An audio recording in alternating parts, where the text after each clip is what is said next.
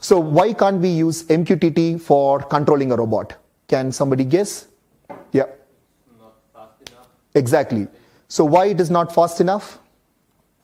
Because client server. No, it is like a client server, but a pretty different model. It has a broker in between. You send the data to the broker. The broker takes time to get subscribed. So there is a middleware in between. So there is no guarantee for your data to be delivered. So for example, I could give you a very, very basic example that would say like what is real time and what is non-real time. So when you're driving in your car, imagine you are pressing a music play button and then you're pausing the music and then you want to go next.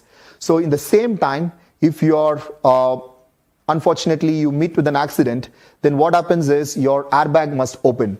So what happens if your play button and the airbag data collides and then if the airbag does not open?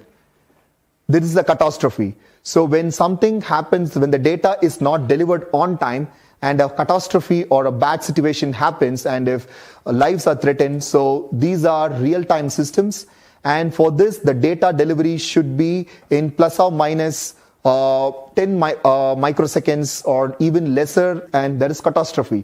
So the data, you cannot transfer your airbag data through MQTT.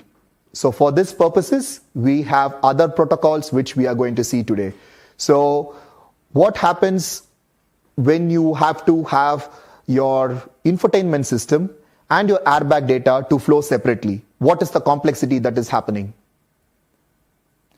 You will have separate network, separate assets for your non-real time, your infotainment data, and for real-time data, you have a separate network, and that is how currently most of your systems are designed. So these two networks are separate, and these networks are called as IT network, where the data is the real-time, non-real-time data, and the data that is real-time is called OT networks, which is operational technology, information technology.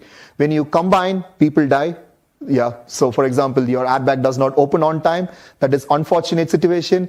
But now we will see how these both can coexist together and what are the underlying assets and backbone that is needed for this to happen.